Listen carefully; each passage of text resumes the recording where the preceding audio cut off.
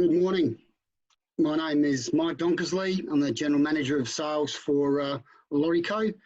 Welcome to our Soil Carbon Regeneration webinar. Many thanks to the team at the VicNoTill Association, and in particular to Penny Stemp, who is the business manager there. Penny's played a big role in making this all happen behind the scenes, so I really appreciate your support, Penny. Obviously we've got a number of speakers today, and I'll take you through each of those shortly. But to all of those out there harvesting at the moment on their headers, trying to get a crop in, wish you all the best for the season and hope that your expectations are exceeded in terms of what the outcome is. So once again, thanks for your time. As I said, my name's Mike Donkersley, the General Manager of the Sales Department at Lawrie, and we've had an association with the VicNoTill Association now for just over a year, I think it is, and it's been a fantastic association and has allowed us to connect with an enormous amount of like-minded growers, particularly with a focus on things like, controlled traffic and no-till, and it's really aligned with our business. So it's been a wonderful association so far, and we're very grateful for the support and the business that has come our way so far. So been a great association. Just in terms of Lawrie, the business is around 25 years old now.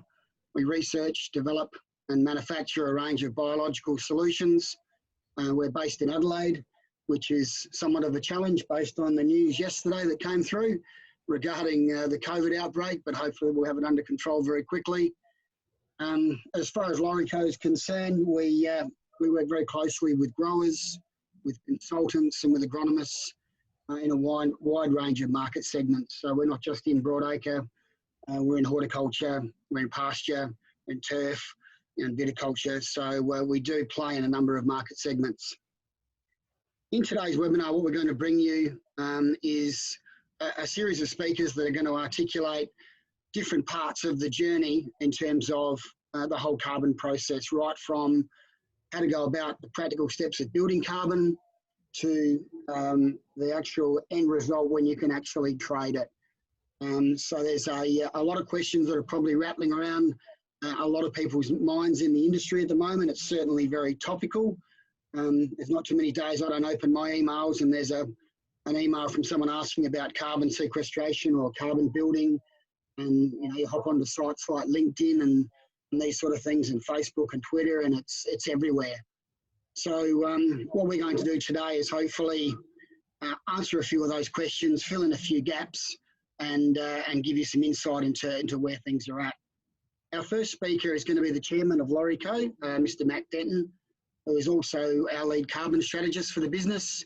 Matt has been involved in ag for some 40 years now, and has held many senior positions in distribution, and has been a strategist amongst a number of multinational companies, and has taken a really strong interest in the carbon sequestration space, and will lead us off today. Matt will be followed by Rodney Capon, who is the area sales manager for Lawrie in Victoria. Rod's based in Mildura, and Rod has worked pretty closely with a number of the VicNoTill members already, and obviously looking to try and grow that. And Rod comes from a farming background himself, so from a practical perspective, he has a great insight into the steps that are required to build carbon. We're then going to finish off with Matthew Warnken, who's the managing director of a company called AgriProve, who are actually involved in the trading of carbon in the ag space. And Matthew's been at this for a while now, and there aren't too many questions that he won't be able to answer. So I hope that collectively you'll see a snapshot from different segments of the industry and allow you to fill in some blanks that might have been there previously. There's a question and answer facility down the bottom of the webinar screen that you may or may not have been exposed to before. If you just hover your cursor over the bottom of your screen, you can actually log questions, and we'll be delighted to answer those, and we'll do that at the end. So once Matthew Warnken has finished his presentation, I'll go through the questions and we'll fire them to each of the panellists, and get some answers for you. Should time run out on us, we'll certainly publish those questions to all of the participants with both detailed answers as well. So you've heard enough from me now. It's time to get the webinar going. I'd like to introduce the chairman of Lawrie Co, lead carbon strategist, Matt Denton. Over to you, Matt. Thanks, Mike. And nice to e-meet everyone. It's lovely to be here and to be able to talk about some exciting opportunities in some pretty challenging times as well. So I'm just going to give you a high-level view of where I see things in the carbon space, but more importantly, how I feel that it can really add value to you as producers. Mike's touched on what Lawrie Co is, but it was quite interesting. The founders of Lawrie Co, the Lawrie family, Adrian and his daughter now, Olivia, who's the managing director, some 25 years ago took an interest in biology when they started to see they weren't getting the results out of their normal farming practice. And that's actually started what's been a really exciting 25-year journey around what's the best way to actually build soil health, sustainability, and productivity. So at the heart of all of this work, all the way through, has been how we actually build soil carbon. So I just want to touch a little bit today on the why, and then also what the opportunity is, and then hand over to Rod for some of the practicalities as Mike's spoken about. Thanks, Mike. So if we look at the farming systems in Australia, and as part of the VicNoTill Farming Association, as a team, I really commend how you guys are working on this. I think your Ground Up magazine is absolutely tremendous. The detail that's in there is really cutting edge. But I just want to put a snapshot here of an issue that's facing the industry as a whole. And I feel, apart from associations like yours and studious farmers, it's really going a little bit under the carpet. So the Walpyup Research Station have been researching now for over 80 years, and it's demonstrating a massive decline in all of the key soil health drivers in agriculture today. And one of the worrying signs is that in the last 20 or 30 years, that decline has sped up, like it's coming over the hill at a rapid rate of knots. So if you just look at that slide there, the thick blue line is soil carbon. And as you know, soil carbon is really just a measure of the actual health in the soil, taking into account all the other components. But more importantly, with the decline in that soil carbon structure has come an enormous amount of decline in microbial activity, water holding capacity, and of course in a spike in bacteria. And Rod will touch a little bit on the bacteria-fungal ratio going forward. But to me, this is a real industry issue. So even putting aside the carbon trading opportunity and what we're doing, agriculture in Australia today faces a massive issue unless we can collectively get control of this and get those graphs to start to turn around and really improve our sustainability of soil. Thanks, Mike.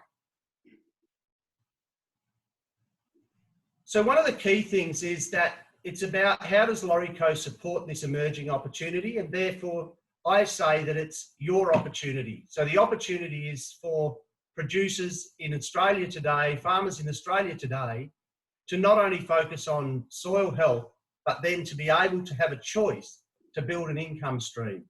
So as I said, one of the key things is the 25 years of research and development that has been undertaken. But more importantly, when we started this journey a lot of years ago, if you go back to when soil carbon first started, all we could do was in a pasture environment. So with the people's help like Matthew and working with industry and government, we've actually now opened that up, that it's really in any cropping type, any farming system, as long as we follow the protocols, we're in a position to be able to go and trade and sequester carbon. So one of the other things is we need a land management strategy to say, what are we going to do different to be able to do it? And again, Rod will touch on that. I just wanted to draw your attention to the right-hand side of the slide. And this again has given me enormous amount of drive in my passion to say, how do we turn around soil health in Australia? But in doing so, how do we improve your profitability? And there was a big project undertaken by CSIRO in conjunction with the National Bank of some 30 properties. And out of that, there was a direct correlation between soil carbon and then productivity.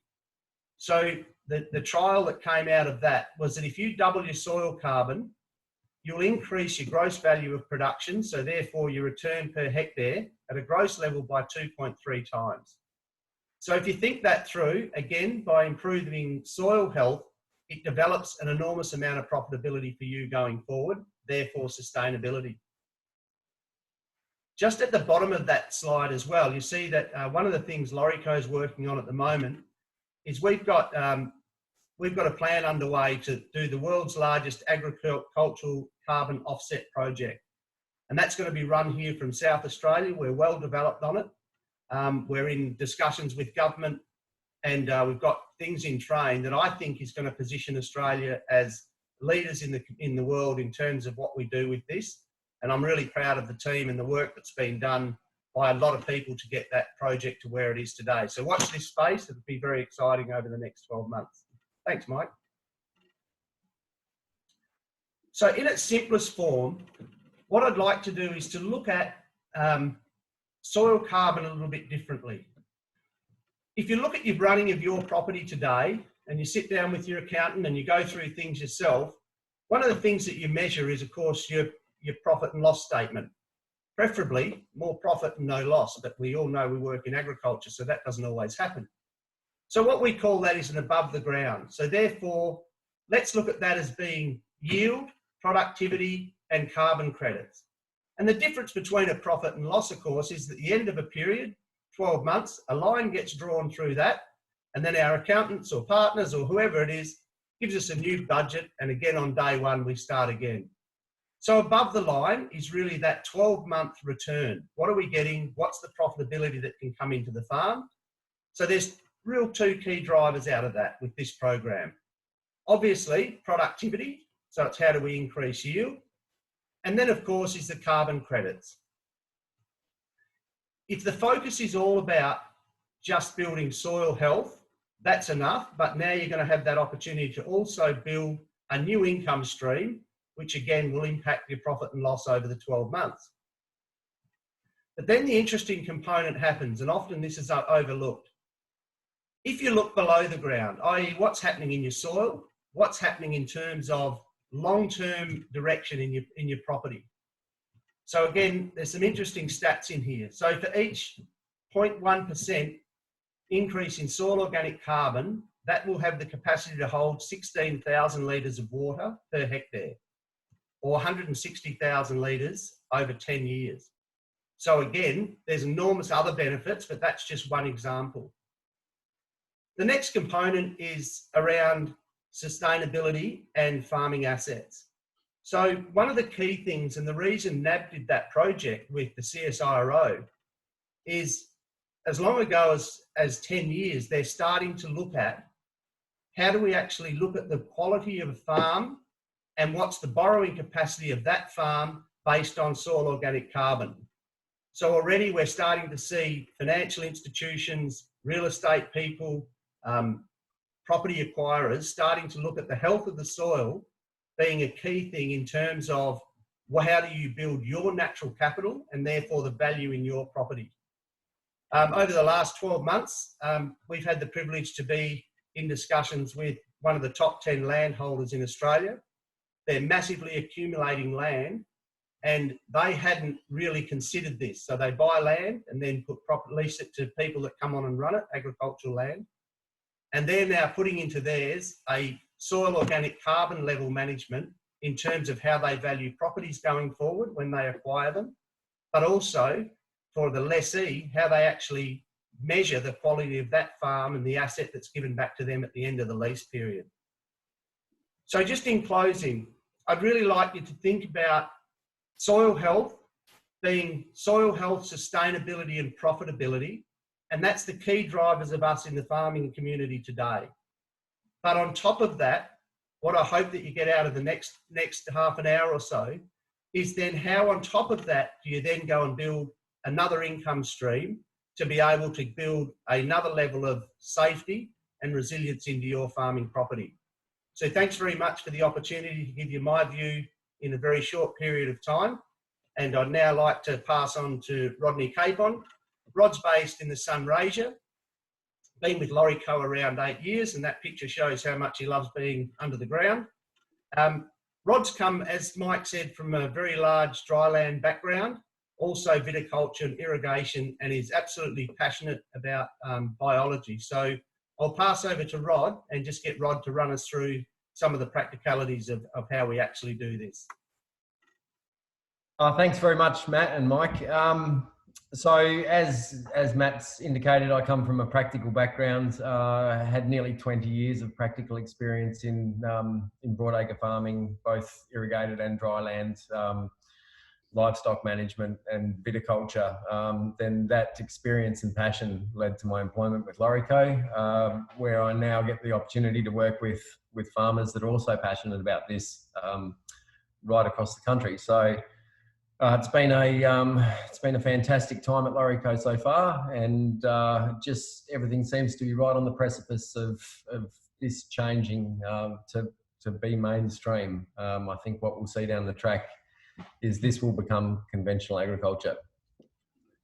So just very briefly, how do we build soil carbon? This slide here demonstrates, or it shows two pictures there on the right hand side. So that's roughly 20 years between the two pictures. So 2.6% organic carbon increase over that time, which is approximately 0.13% per annum. This is a pretty good snapshot of what a lot of our customers that we work with achieve. And not out of the ordinary. So as part of this, we've put together, or tried to put together a plan to enable farmers to implement this and be able to achieve this themselves. So we've developed as a company the land management strategy, which on the left-hand side there you can see we've broken it down into 6 basic steps. Now, each one of those will need to be looked at on an individual basis and refined, but the 6 basic steps allow you to get your head around some of the things, the changes that you'll need to make, and we've been able to fit these processes into a conventional system with conventional equipment and achieve powerful results. If you can move on to the next one, Mike.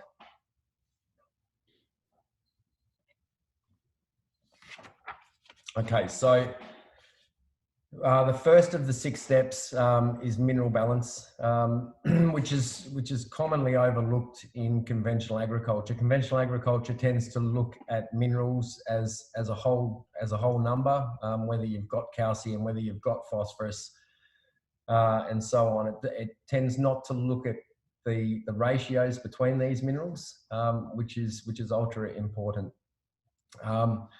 The ratio between the minerals both form chemical properties, so change whether minerals are available or whether they get locked up. But more importantly, as a base for building soil carbon, the mineral balance determines the physical property of the soil. So one of the key attributes required to start to build this process is oxygen in the soil, and water infiltration as well as water drainage. So these key aspects need to be addressed to give you the best starting point possible. So we would look at the calcium magnesium ratio, for example, to begin with.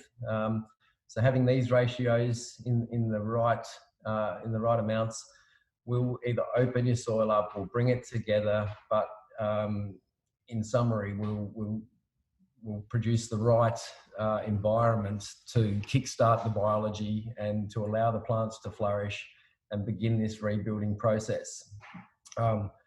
Lawrie Co has a specific purpose-built facility for blending, so we're able to look at soil tests and then blend a single product to begin this process. We're here to help you work through your soil tests and decipher what minerals are required in that mineral balance process and get you on the right track to begin. So without addressing that mineral balance to begin with, and without understanding your soil's chemical and physical properties, you're going to be behind the 8 ball. So we would recommend, as the first stage of the regeneration process, you start to look at mineral balance and address those imbalances to give you the best chance to begin. Thanks, Mike. Okay, so following mineral balance, we then start to look at microbial balance. Now, as Matt touched upon earlier with the Walpi-Up trial, the microbial balance has been thrown completely out of whack with conventional agriculture. There's so many antagonisms to particularly the fungal component in the soil. So we're talking about cultivation, we're talking about fungicides, insecticides, herbicides, all tend to suppress the fungal component, whilst the overuse of nitrogen fertilizers overstimulate the bacterial component. I guess the key message there is that bacteria and fungi are the key workhorses within the soil, and the balance of those is ultra critical. So if you overstimulate bacteria, so overuse of nitrogen in particular will overstimulate bacteria. For the bacteria to then stay in balance, they then consume carbon out of the soil and emit it back into the atmosphere as carbon dioxide. As opposed to fungi, when they decompose material, they preserve a lot of the nitrogen, they build soil structure, and so on. So some of these microbial, or the microbial balance in that regard is as important as the mineral balance. So we would look at that. We would look at ways of re-stimulating the fungal components and balancing the microbes within the soil.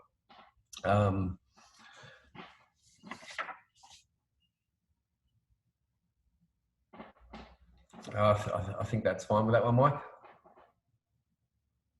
Okay, so now carbon balance. Because we're all starting at a very low carbon level in our soils, generally speaking, and the carbon that you're testing is not the reactive carbon that we're looking for to stabilize minerals and feed biology and such, buffer toxins and whatnot. Most of the humus component, which is the component of the soil carbon that has those properties to be able to buffer the toxins, to chelate minerals, improve uptake and whatnot, that component of the soil carbon is the first component to be burned out. So in order to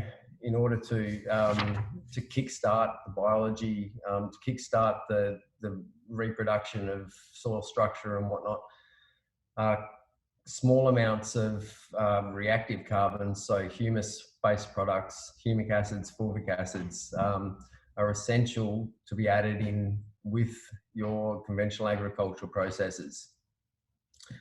So many of you have addressed a lot of the issues with no-till, with controlled traffic and whatnot, but there's still a lot of inputs going into your systems which are antagonistic, which overstimulate the bacteria and so on. So the adding carbon in with those inputs is one of the ways that we look at buffering those toxicities, improving uptake, improving efficiency of the fertilizers. That carbon balance is incredibly important, and we'll touch on that a little bit further down the track when we look at the sort of the overview of the whole general system. Thanks, Mike. So we've sort of addressed the three problems there that we face, and now we want to talk about the ways that we actually can can reintroduce things and overcome these problems. So biological inoculants and stimulants, stimulating the right groups of biology in the soil and re-inoculating the ones that are knocked out or suppressed dramatically is ultra important. So we've developed a range of products which are simple to use and fit within your existing program to reintroduce this biology and then further stimulate it and make it grow. You'll see on the right-hand side there, that slide there is taken, that's 12 months of variation, side by side selected. And that's the addition of biostimulants and inoculants. That's in WA. So you can visually see a difference within 12 months of carbon building and of soil health, which then leads to carbon building.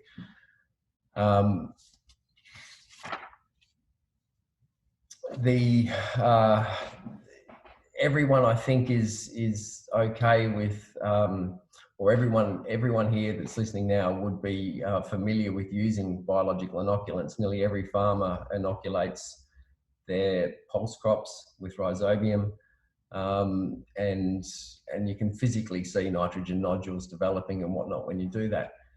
There's so many other families of biology within the soil that are just as important as the rhizobium, and we're talking about trichoderma, we're talking about bacillus, we're talking about mycorrhizal fungi. And these are overlooked and can be applied in the same way as you would apply a rhizobium for a similar cost to give you the best possible chance to build carbon and build soil structure and build a healthy plant.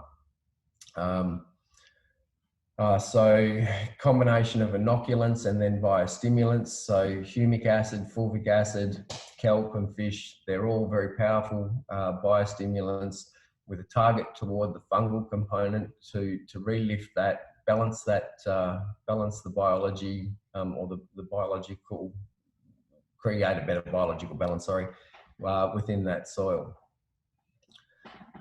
Thanks, Matt. Mike. So then all of those those previous aspects lead through to what we would call biological nutrition management. So that's taking carbon, it's taking bugs, it's taking all of the byproducts of those organisms, combining them with fertilizers, and then applying them as one. So if we look at the different steps, we have a seeding program where we would inoculate with biology. Then we have a planting program where we would look at buffering synthetic fertilizers with additional carbon. We would look at topping liquid inject systems up with biology with additional carbon as well.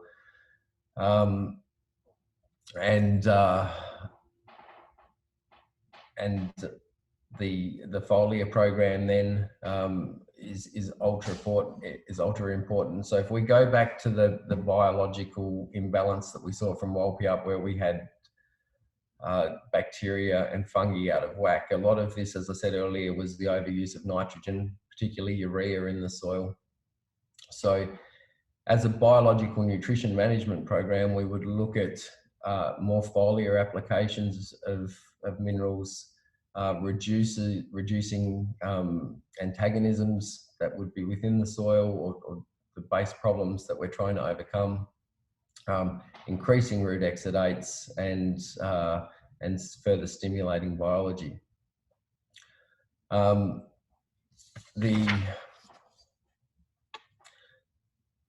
The interesting thing with foliar application of minerals is that the amount of, for example, nitrogen required to get a similar result can be a third the amount to give a similar result. So toxic inputs become less when they're applied in a different way or a more efficient way.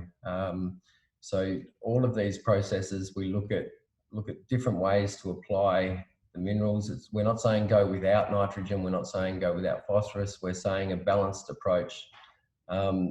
This in turn then leads to better photosynthesis, increased Brix levels, more root exudates, and that further stimulation of biology again.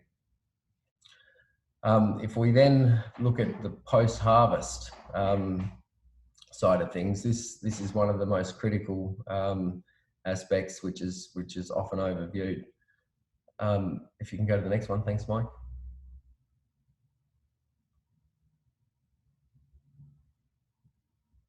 Okay, so post-harvest, most people pack up and go away on holidays.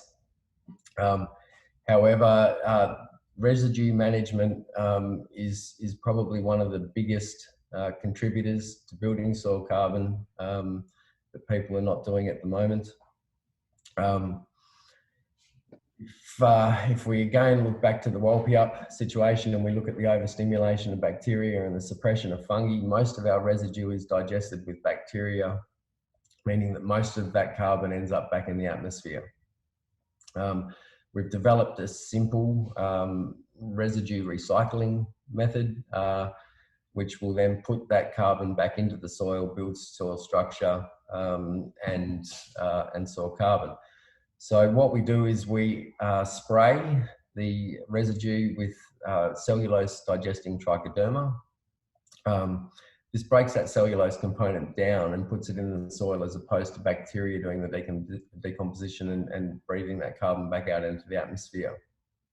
It comes with many benefits. The cellulose component in the residue is the component that stock have trouble digesting.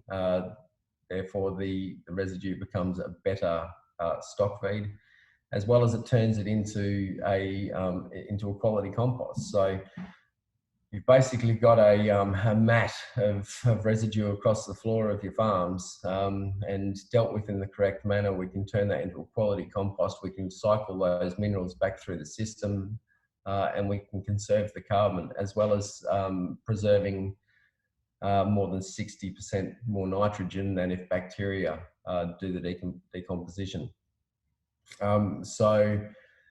It's been a very brief oversight, but that's the 6 basic steps to look at addressing. We'll go to the next slide, Mike. Okay, so we're going to look at addressing those 6 basic steps. If anyone's interested, we're more than happy to sit down with you and try and develop a land management strategy which fits within your agricultural system. Everyone's systems are slightly different, so it all needs a little bit of a tweak and refinement so that it does fit within what you're trying to do. But we'd be happy to sit down with your trusted advisor, discuss these things, and put some of our 25 years of experience of doing this into practice with you, and then give you the ability and the confidence that you can build soil carbon and you can build soil health and you can improve the productivity of your farm.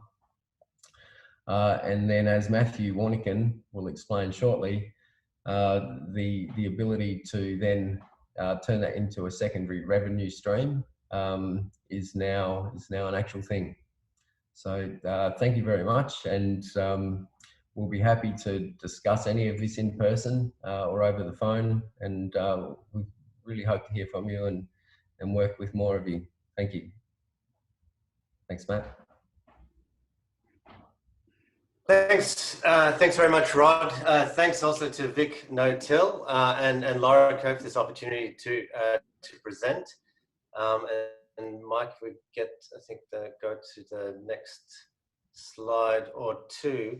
And look, really great to see that, and that Lawrie program has really come a long way. I've now been involved with Lawrie for nearly 10 years. It's great to see the evolution of the program, seeing a program being commercialized that's actually designed to build soil carbon. So, and I guess that's where a company like AgriProve comes in, because if you're heading down that pathway of building soil carbon on the farm, And then a lot of producers are driven by the actual agronomic benefits, as Matt pointed out.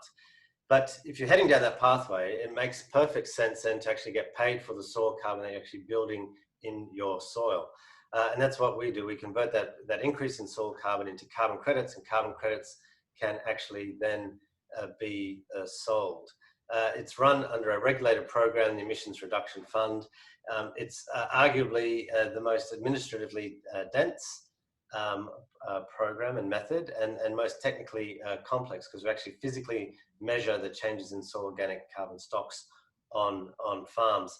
I guess that gives us our mission in life. We want to wrangle the forms and make that farmer journey, that producer experience of creating carbon credits as simple as possible. So try and break things down into a 6-step play in terms of engaging with the Emissions Reduction Fund and creating carbon credits on farm. And those main steps sort of kick off with a registration process. Now, we at AgriProve, we register the project in our own name. This has got a whole raft of benefits in terms of simplifying the sign-on process for farmers. And importantly, it future-proofs farms in terms of running the administration of that program. These soil carbon projects are long-term projects, 25 years in length. So by having a company like AgriProve register and have the project register in our name, producer is always the owner of the project. Registering in our name simplifies the administration and future-proofs it in terms of that administration can just be handed on to subsequent owners, giving the opportunity but not the obligation to participate. Matt mentioned earlier a land management strategy. So this is that step 2. So in this case, that Lawrie review, that development of that land management strategy in terms of what is the program to build soil carbon. So an important part of the creating credits is demonstrating that there is a new or materially different change to farm management practice. It's where a program like Lawrie can really help to tick off all of those boxes. The soil carbon method is a measurement method. Australia is actually leading the world in soil carbon measurement techniques. So that's a physical baseline. So actually physically test the level of soil organic carbon on the farm. That sets the baseline. And then everything from then on is measured against that baseline. So we measure an increase in carbon credits. It's exactly that change in soil organic carbon, that calculated change that gets issued as credits. Implementation, kicking off, running the program. That time between when you start with the program and then when you remeasure can be anywhere up to 5 years in length or sooner. There'll be a number of factors that would go into determine when you sample again. Cost of sampling being one of them, but then also how the program's going, how the climate, how the seasons are going, because you want to measure again. You've got the greatest likelihood of being able to detect that beneficial, increase or change in carbon. So then where we come in again is making the claim for carbon credits. Those calculations associated with the soil testing, we might jump on to the next slide, Mike. It's a very rigorous, statistically valid sample. It is world's best practice in terms of scientific sampling of soil carbon. So it's not just your normal go out to take a few samples and then that previously producers may have been doing. It's a very highly regulated approach. To get soil carbon credits, it is an audit. There is an audit involved. So that involves having to go back and check, line by line in terms of the randomized allocation of sampling sites, the paperwork associated with it, the correct testing in the laboratory, and then there's something like 160 odd calculations to go through and work out, what that the statistically valid change in soil organic carbon credits are. A bit of additional farm record keeping, very much in keeping with what producers would be having on hand as part of their normal farm management records, but all bundled together to then make an application for credits. Now this farm, this sampling farm, this was done at Sam Tratui's house, nearby his house. Sam Tratui's farm down near Deloraine in Tasmania, and we're actually very fortunate to have Sam on this call. Sam's worked in agriculture and agribusiness for over 20 years. He's got a broad experience base covering various types of agricultural enterprise and operations, communications, to management and innovation. And now he's developing the Tasmanian Agricultural Company, a vertically integrated production and marketing business based on using regenerative principles. This baselining round was about a year ago, so it'd be great to actually have Sam as a grower just give some of his thoughts and perhaps motivations and observations in terms of why would you go down a pathway in terms of looking to create actual soil carbon credits. Sam, good morning. Thanks, mate. Thanks, Matthew, and everyone. Really cool presentation so far. It's been lovely to at least get some good validation on what we're up to and why. So just a couple of things from me. So yeah, we're a vertically integrated beef business down in Tassie. We're in about 1 metre of rainfall, running about 1,000 acres, running about 1,600 head of cattle. And I suppose our focus on carbon is kind of a two-pronged approach. The first piece is having kind of been born and raised on I suppose, grazing properties that have employed regenerative grazing practices to sequester carbon purely just through grazing. Back then we didn't do multi-species and we weren't really focused on biology and things like that. It was because it increased water holding capacity and a bunch of other great attributes that we've already heard.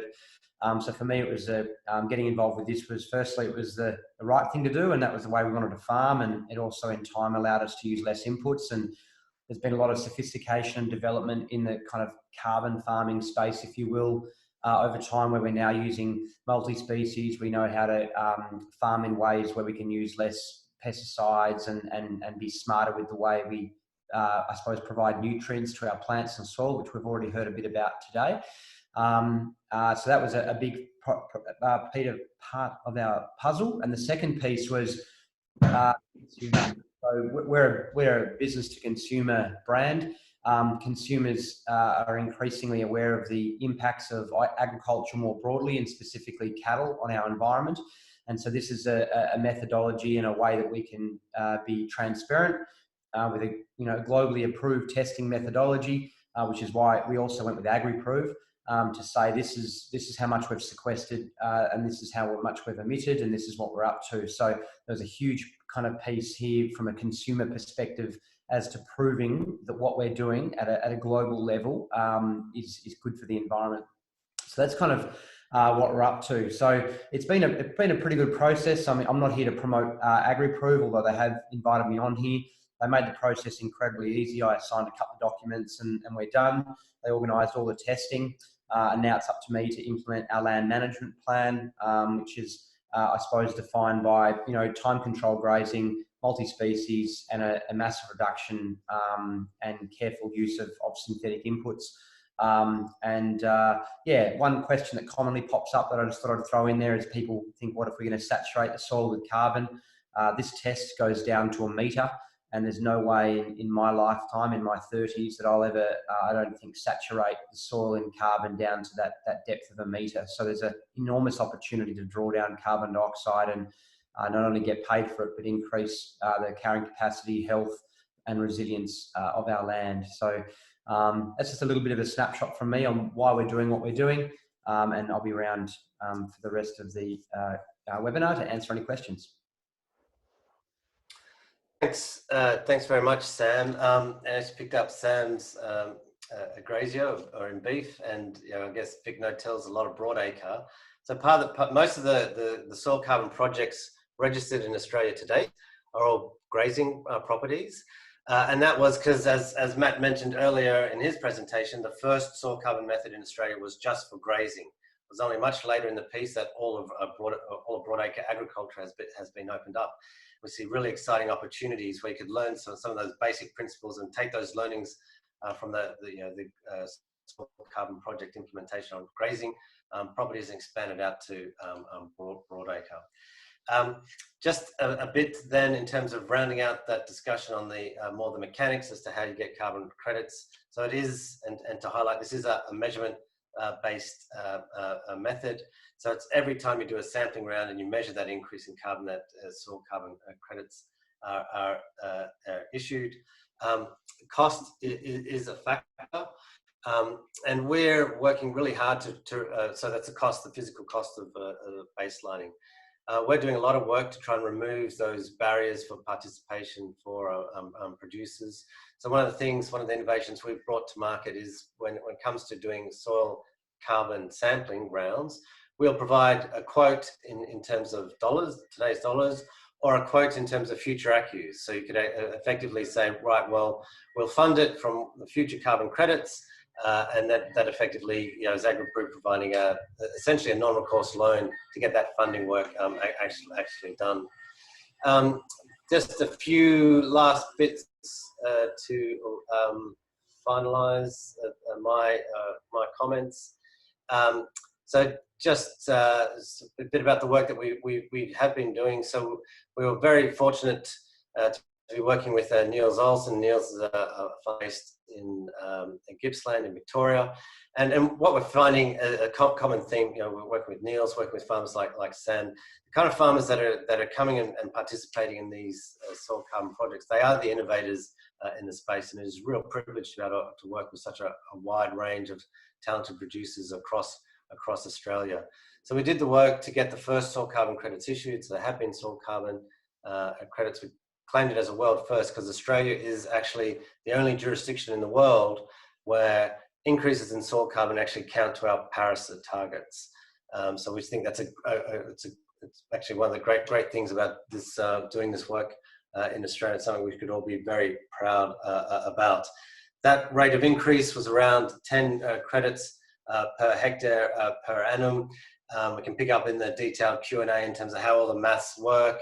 I did say it was the most administratively dense and technically dense program, but at its heart, it's physical measurement, apply new practices to build soil carbon, measure again, and get those carbon credits issued. It's been a great discussion, and I look forward to the Q&A. And we're really highly motivated to help out in any way we can, whether through provision of additional information or finding ways to get farmers, to get producers into soil carbon projects. And great to be on this webinar with Lawrie. Thank you very much, Matthew, and especially thanks also to Sam for joining us from Tassie. Great to hear from someone who's actually participating in the program as we speak. So nice work, Sam. So we have had just the one question fired at us during the webinar.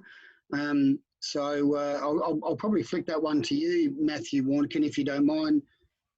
Someone has asked, what is a really good soil recording program, or what's good soil recording software that they could use for a grazing or cropping enterprise? Do you have any insight into that, Matthew? So I guess we're fortunate. There's a number of products in the marketplace at the moment, Mike, to pick up all facets of that record keeping, and really this highlights the double dividend of engaging with the soil carbon program, because soil carbon, building soil carbon is all about better farm management practice, and that has its own reward in terms of the agronomic reward and component. So it really, I find it comes down to management and management style and what's working best within individual farm manager as to how that actually works. And I noticed there was another question from Rhonda, which was a great question in terms of farmers choosing what type of organisation or what questions you should be asking in terms of when it comes to registering a project. So to my mind, a track record is really important in terms of going through, being able to have the track record, registering soil carbon projects, but not only registering soil carbon projects, but having gone through the process of audit. We spend a lot of time and effort in terms of our internal systems, because our worst case scenario in all of this program is to be working with a farmer that has a genuine increase in soil organic carbon, but because we made a mistake on the paperwork, on the baselining, because there's been some administrative error not being able to create soil carbon credits, that's our worst case scenario. So we spend a lot of time and effort working with the Clean Energy Regulator, who's the administrator of the program, to make sure that that's not the that doesn't eventuate. Some other really important things just to flag. Carbon credits are a tradable commodity. They are financial instruments. You do need to have an Australian Financial Services license. So do ask if there is if you're talking or thinking about registering a project, ask them if they have an Australian Financial Services license. And also there is a code of conduct in the carbon farming industry. AgriProve is a foundation signatory. So another great question to ask is just has the developer, has the agent signed up to the carbon farming industry code of conduct?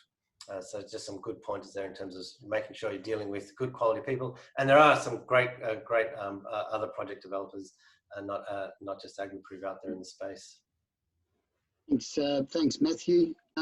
Adam's asked, what would be the minimum farm size to be viable for a carbon project, say grazing enterprise?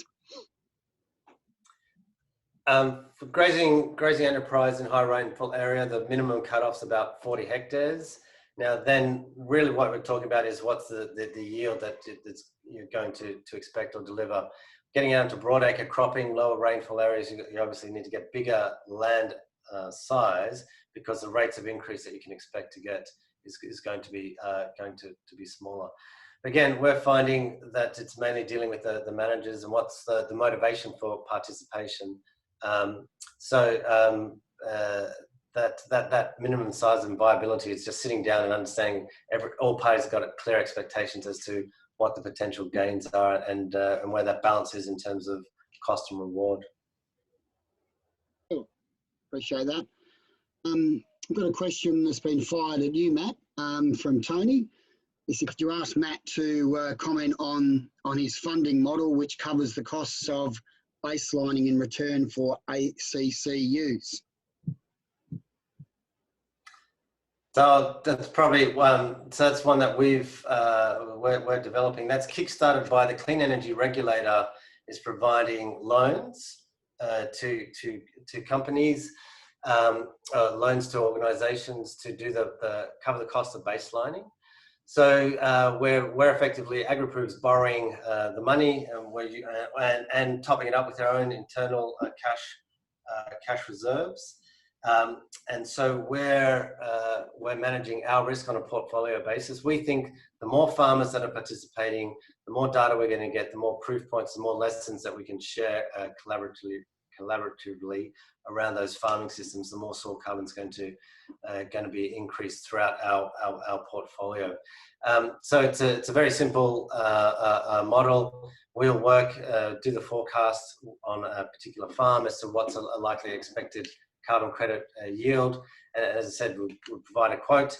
Now, obviously, that quote's going to be a lower cost in terms of the carbon credits. So you might be sort of future selling carbon credits on your farm at $7.50. The current spot price is at $15, but you're not having to put any upfront cash, and then it's only when those carbon credits flow 3 or 4 years down the track.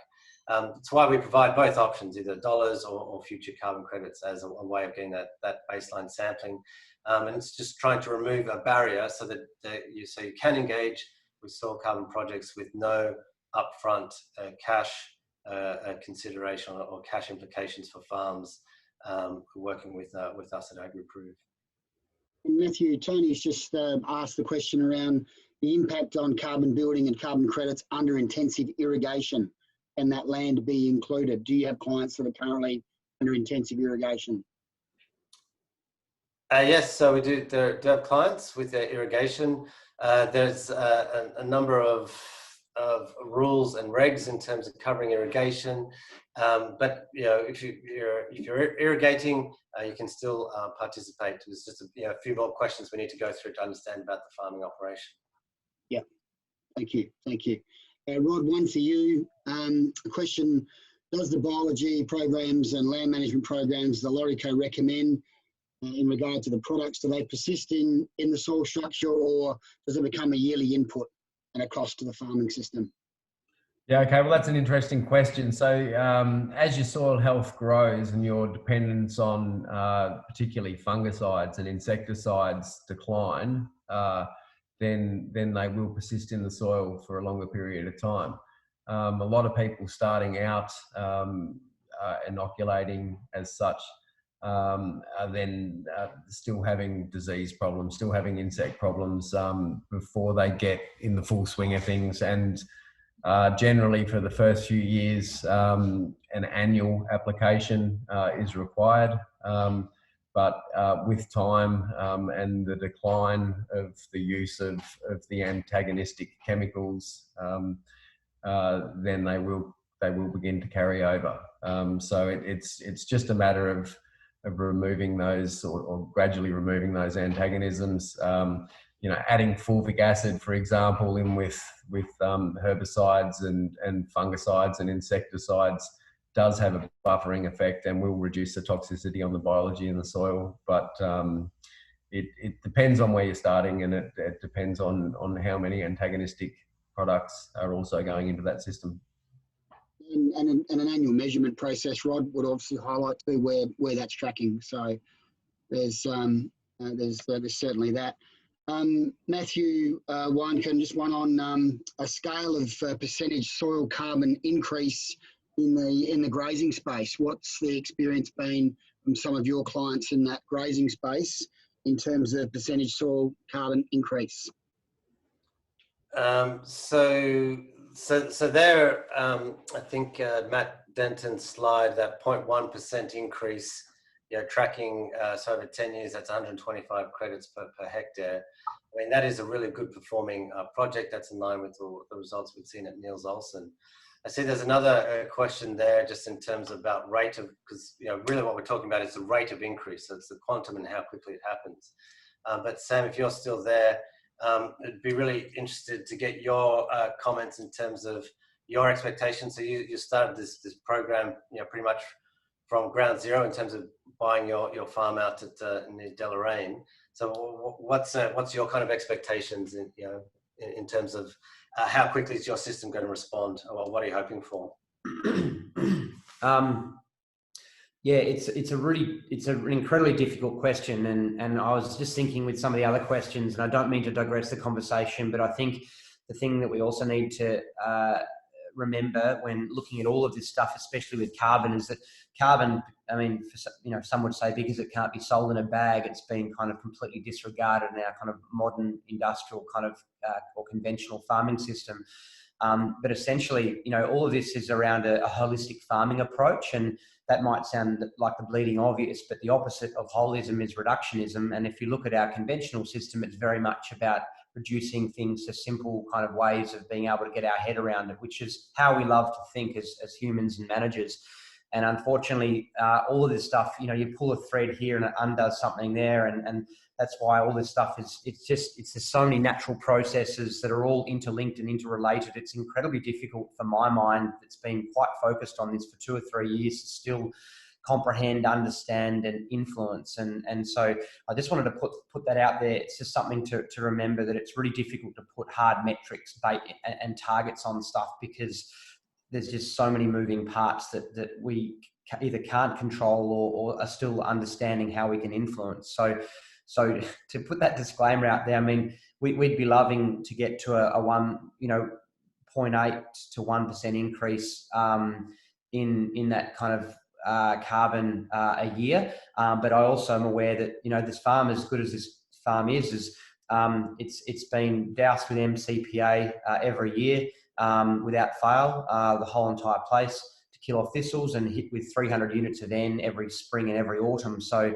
it's got a little bit of a hangover, and it's going to take a couple of years for things to work themselves out, settle down. We're trying to apply within our cost structure as many good biologicals as we can to get things kind of happening. But I'm hoping in at least 3 years that things will be up and humming, that we can start seeing some, tangible results.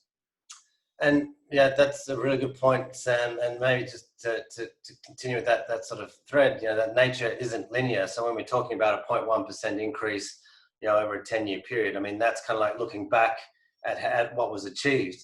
I mean, actually what will be delivered in any kind of natural systems is, you know, a whole series of, you know, peaks and troughs, and it's really that trend line that we're looking for. And, you know, I've seen a lot of, you know, studies where you start to get that big lift in terms of soil organic carbon towards the latter stages of the program, which is why I think it's so sensible to be looking at other motivations for engaging with the soil carbon project, such as those on-farm productivity gains, where, you know, the soil carbon credits is really the metric and the icing on the cake. Thanks, Matthew. Rod, just one for you, mate. Trevor's asked, how do we know where our microbial balance is at? Yeah, okay. So Trevor, sorry I didn't touch on that earlier. That was one of the things that I sort of skipped over without was meant to. But so there's a number of labs within Australia that will do a biology test for you. So microbiology labs in Adelaide is probably the most well-known one. Ashley Martin's spoken at a couple of the VicNoTill conferences.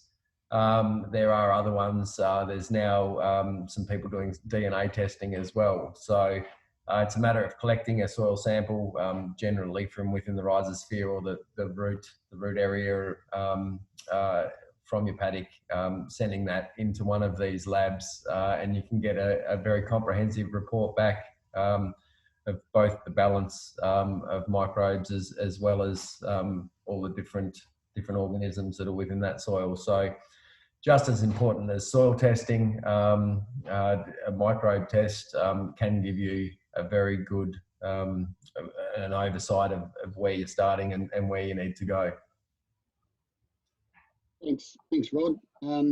There's been some really interesting questions poised at the presenters today, and I really appreciate the way they've been answered. From the overall webinars perspective, we've gone from, you know, identifying what the issue is. Matt took us through what the issue is and what the opportunity in fact is as well.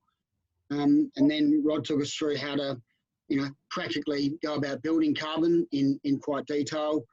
And then we rounded out the other end with Matthew and with Sam in terms of the practicality of how do I trade carbon and so on. So I think from an overall perspective, we've given a very rounded view of the whole carbon sequestration process. We sincerely hope that the participants who joined today got something out of our webinar.